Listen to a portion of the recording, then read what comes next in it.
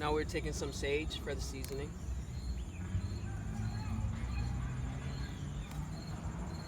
Along with some cilantro. Now we're grabbing some hot peppers. Add a little bit of spice to the soup.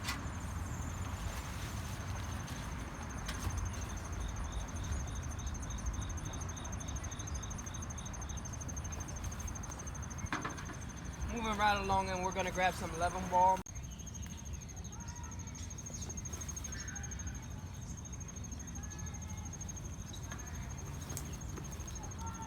And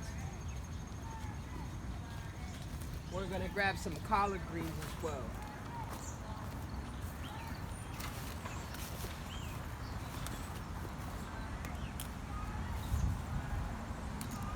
Also want to add some peppers in there to add some more flavor.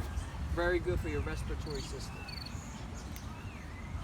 So we gathered everything from the garden, chopped it up, began cooking, and now we have a pretty nice soup that we, enjoy now.